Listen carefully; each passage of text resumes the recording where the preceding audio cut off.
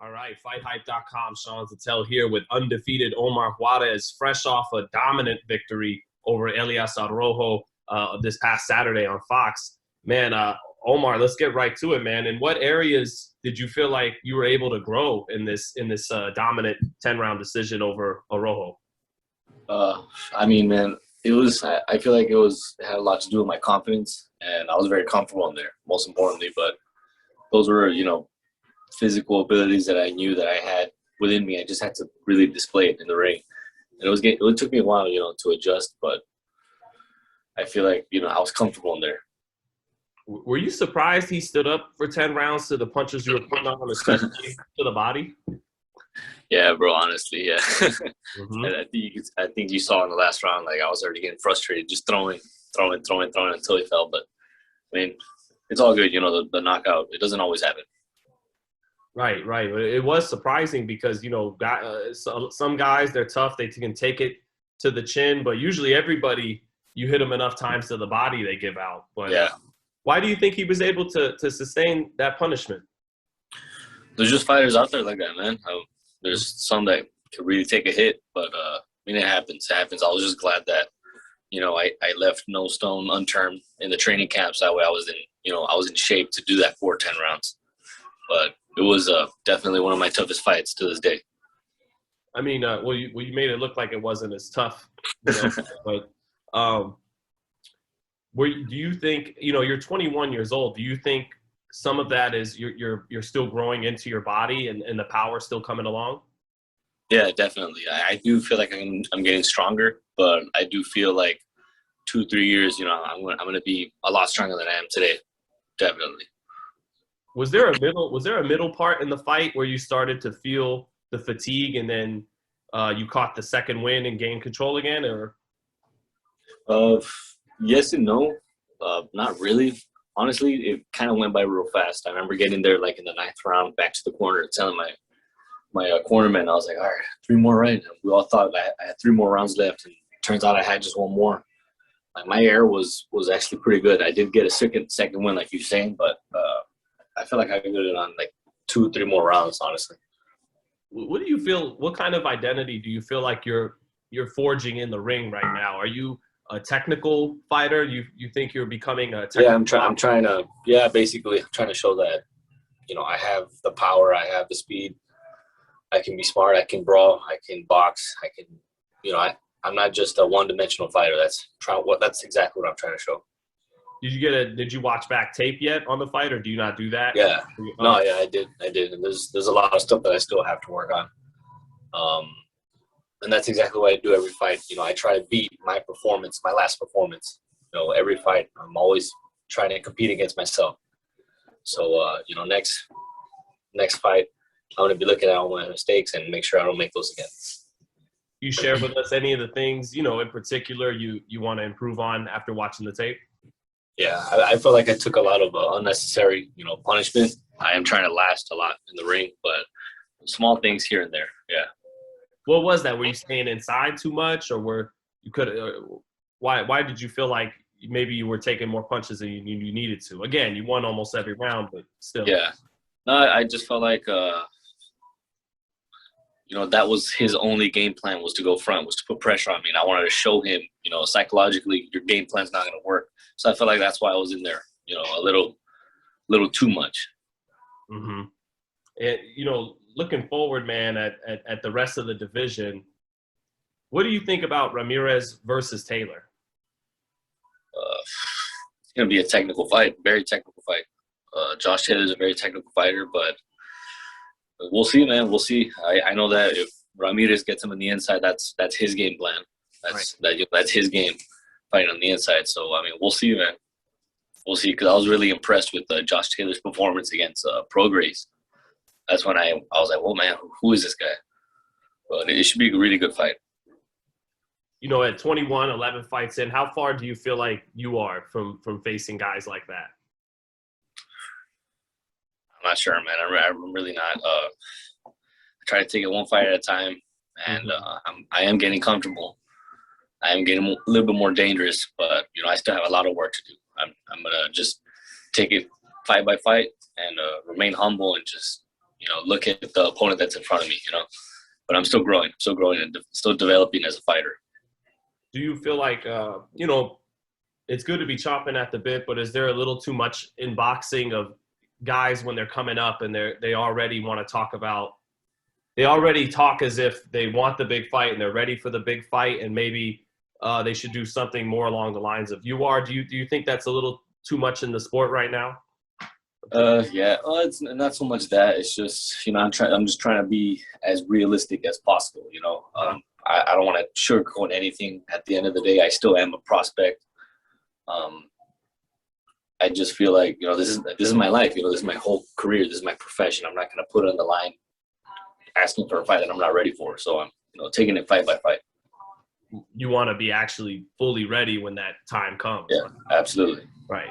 But you said about Taylor, it could be a tough fight for him if he gets on the inside. With the way these guys fight, do you think that's inevitable, that it's going to be a war and Taylor won't be able to keep it a boxing match? Or it could be. It could be because he has the ability to outbox him probably the whole fight. But then again, how boxers are. Some of them, they don't want to make it a boring fight. At the end of the day, they do want to entertain. So who knows? Maybe he would want to brawl a little bit.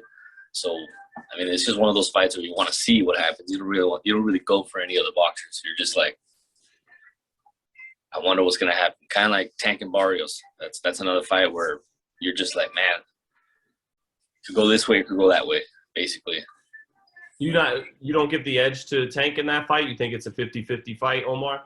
Yeah, I honestly do, because, man, Mario's a big 140-pounder, really big. And I've sparred both of them, and I was a lot taller than Tank. Mario's a lot taller than me, so that already, it's a big size difference. And Mario's very smart in there too, very, very smart, very technical fighter. How do you compare their power from being in the ring with them, Omar? The ring with who? With both Tank and Barrios. After sparring with them, how do you compare their power? Who do you think? With power, I could say one fighter is stronger than the other, but at the end of the day, with the 8-ounce gloves, bro, it's way, way different. So I can't really say much. Tank did hit hard. I'm not saying he didn't. Barrios hits super duper solid, really, really hard. But when it's with the 8-ounce gloves, no headgear, it's like I can't really, it's different. It's different. Yeah, obvious, right? With whole different. It's a whole different game without the headgear. Barrios, watching him, that left hook is always what winds up dropping guys. Was that like the shot that stood out? A Tank's uppercut, like we saw with Santa Cruz, but was that? Yeah. Well, with Barrios, it wasn't really that. What I did notice about him though is that he knows how to use his distance really good, and that's something I don't really fight tall fighters. So I did have, problem trying to get in. Thing with Tank is he has that uppercut timed like really good, man. Like he sets you up. He does a lot of traps to set you up. So they're both very, very smart fighters. So that's why I'm saying it's like a 50-50 for that one. Yeah, you're giving Barrios probably a legit better chance than maybe some of the media or the bookies will give him. So interesting coming from a guy who's actually been in there with both. So no edge to either guy then, Omar. No, man. Mario's my boy, but he has to be 100% that night. Right. If he's 100% that night, I know he'll do good for sure. Will do his size have to make up for a difference in skill? Yeah, it depends on what kind of fight Tank is going to bring that night. I know he's going to probably put pressure. We'll see. We'll see. It's just one of those fights where you'll see. Because it just seems like Tank can do so many different things. But we'll see. We'll see. How much did sparring him? I was there, so I was privileged to be there when you guys sparred. How much, looking back now, you were 8-0 when you sparred him, and now you're 11-0. How much did that help you think? I felt like it helped me more, with my mentality. Kind of gave me a lot of confidence. I'm like, wow, like it gave me that if I could help these guys, if I could give them work, imagine the level that I could be at. I really dedicate myself to this. So I felt like it helped me, like it boosted my, my confidence. Well, you didn't back down or just shell up in there. Yeah, basically, yeah. Right.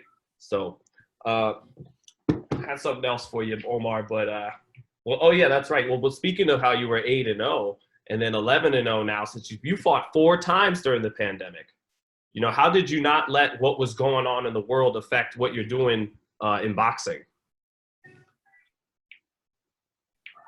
I knew the first maybe 2 months of the quarantine, I had some feeling inside of me. I was like, you know what, this is not gonna last. Tough times never last. So I had to stay active as much as possible. We had the gym, of course, but I mean the sparring, everything was different. And sure enough, I was active. I was still running, putting in my road work, everything.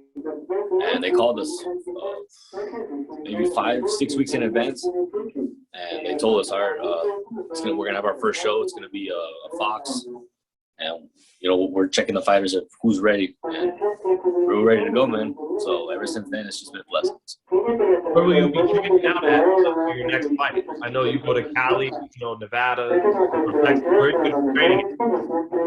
Well, I know for this next fight, I'm just taking this week off. I'm gonna go back to the gym next week, and then we're actually gonna go with Barrios over there. I think in Oakland or the Bay Area with Virgil Hunter. So we're gonna go out there and train with him. So I'm excited, man. It's gonna be cool. You'll be helping him get ready for Tank, so sparring with him and everything. Sure. Yeah. Well, Omar, let us at FightHype get you one more time then before that fight happens. I'll be interested just to see how you think Mario's coming along. He'll be ready, man. I know he'll be ready. Yeah. Well, also probably by the time the fight's almost there, you'll have your next fight announced. Yeah, most likely. So we'll have a few things we got to talk about. Yes, sir. So, but anything else you want to let boxing fans know before I let you go, brother? Oh man, that's it. Just should look out for me. I'm gonna be making noise, one fight at a time, and I'm just gonna look back at my fights and correct my mistakes. I'll be ready for the next one. Okay, congrats again, man, on the win last Saturday. Thanks for your time. Thank you, bro. I appreciate it, man. Got it, brother.